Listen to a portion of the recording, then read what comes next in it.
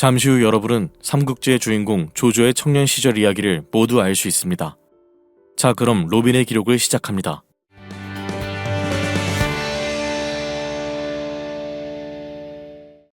후한 말기의 환관 조등은 삼국지의 주인공 조조의 할아버지였습니다. 그는 환관 중 최고 위직인 중상시에 올랐으며 십상시가 환관으로 임명될 때 직인을 찍어주는 태감의 역할도 맡았습니다. 이 때문에 후한 말 권력을 장악한 십상시들을 쫓아 조등을 매우 두려워하였습니다. 조등은 환관이었기에 자식이 없어 조숭을 양자로 들였고 조숭은 훗날 조조를 낳았습니다. 조조는 어릴 적부터 영리하고 여러 재능이 뛰어났지만 방탕한 행동과 불성실한 태도로 인해 사람들의 주목을 받지 못하였습니다. 이를 걱정한 조조의 숙부는 여러 차례 조조의 아버지인 조숭에게 이를 알렸습니다.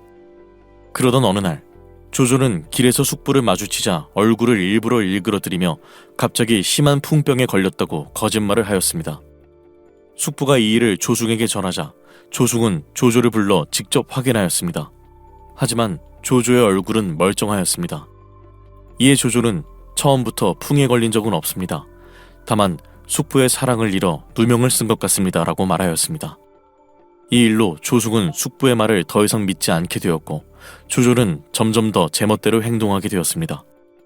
조조의 라이벌인 원솔은 아이러니하게도 그의 청년 시절을 함께 보낸 친구였습니다. 두 사람은 어느 날 시집가는 여인을 몰래 납치하려다 일이 뜻대로 되지 않자 도주하게 되었습니다. 이 과정에서 원솔은 가시덤불에 걸려 몸을 움직이지 못하게 되었고 조조는 범인은 여기 있다고 외치며 달아났습니다. 원솔은 그 소리에 놀라 통증도 잊은 채 가시덤불에서 빠져나와 함께 도망쳤습니다. 뒤늦게 조조에게 항의하자 조조는 내가 그렇게 하지 않았다면 네가 거기서 빠져나올 수 있었겠느냐고 말하였습니다. 당시 조조에 대한 여론은 그리 좋지 않았습니다. 그러나 명망 높은 규현이 세상에 어지러워지면 이를 구제할 인물은 조조라고 평가하면서 조조의 명성은 점차 높아졌습니다. 이후 조조가 인물평론으로 유명한 허솔을 찾아가자 허솔은 그를 보고 치세에는 유능한 신하여 난세에는 간악한 영웅이로다 라고 평하였습니다. 이후 조조는 가문의 영향으로 20세에 관직 생활을 시작하였습니다. 그는 수도 북문의 경비를 담당하는 낙양 북부위에 임명되어 문을 수리하고 5가지 색의 봉을 제작해 문 양쪽에 걸어두었습니다. 또한 규정을 어긴 자는 신분을 가리지 않고 엄격히 처벌하였습니다. 어느 날 십상시 중 한 명인 건석의 숙부가 통금시간 이후 도성문을 통과하려 하였습니다. 그러자 조조는 이를 문제 삼아 이곳은 천자가 계신 도성의 관문이고 사서로에 열어주면 도적들도 쉽게 드나들 수 있다며 곤장을 때렸습니다. 그 과정에서 건석의 숙부가 사망하였고 이 일로 조조의 명성은 더욱 높아졌습니다. 이 사건에 대해 십상시들은 크게 분노하였지만 조조가 나는 단지 규정대로 처분했을 뿐이다라고 말하자 조등의 손자인 조조를 어찌할 수 없었습니다. 결국 처벌은 보직이동에 그쳤고 조조는 지방의 현령으로 좌천되었습니다. 얼마 지나지 않아 영젤은 효령황후 송씨가 자신에게 저주를 퍼붓는다는 핑계를 들어 송씨 일가를 몰살시켰습니다. 이 일로 송씨와 사돈관계였던 조씨 일가에게까지 화가 미쳐 조조를 포함한 모든 가족이 관직에서 쫓겨났습니다. 이후 2년 만에 간신히 복직에 성공한 조조는 의랑으로 임명되어 낙양으로 돌아왔습니다. 조조는 의랑 시절 영제에게 부정부패를 바로잡자는 내용으로 여러 일을 상소하였습니다. 이에 영제는 조조를 기특하게 여겨 조조의 청을 들어주는 듯 하였지만 십상시들이 득세하던 조정에서 상소는 무용지물이었습니다. 이에 낙담한 조조는 상소를 그만두었습니다.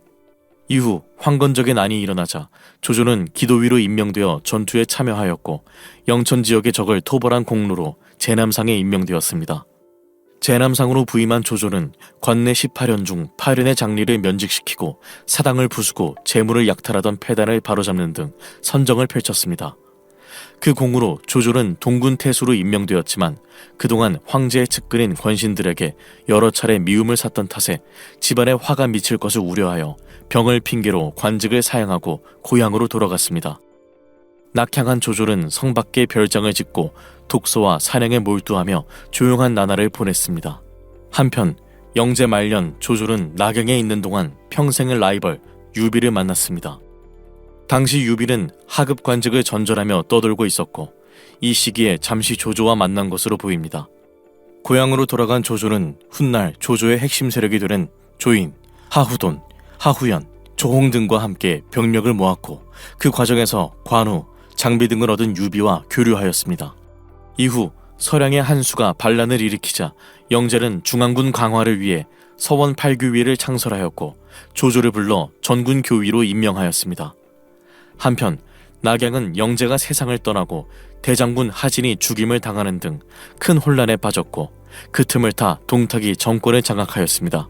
동탁은 189년 9월 소재 유변을 폐위하고 홍농왕으로 강등시킨 뒤 유엽을 헌재로 옹립하였습니다. 동탁은 조조에게 관직을 제안하였지만 조조는 이를 거절하고 이름을 바꾼 뒤 새끼를 통해 동쪽으로 도망쳤습니다. 동탁의 추적을 피해 달아나던 조조는 옛 친구 여백사의 집에 잠시 머물게 되었습니다. 그러나 조조는 여백사의 가족들이 자신을 잡으려 한다고 착각하여 밤중에 여백사와 그의 가족들을 모두 죽이고 말았습니다. 그리고 내가 남을 저버릴지언정 남이 나를 저버리게 하지는 않겠다는 말을 남긴 채 다시 길을 떠났습니다. 이후 정체가 발각되어 구금되었으나 조조를 알아보는 이가 있어 무사히 풀려날 수 있었습니다.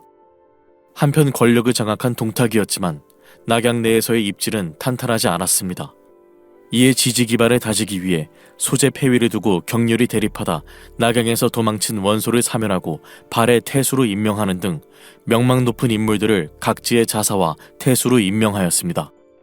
물론 발언력이 높은 원소가 반기를 들 것을 경계해 한복을 기주목으로 삼아 감시하게 하는 등 나름대로의 견제책을 세워두었지만 동군 태수로 있던 교모가 동탁을 칠 것을 촉구하는 경모를 전국에 배포하자 동탁 타도를 외친 영웅들이 전국에서 거병하였습니다.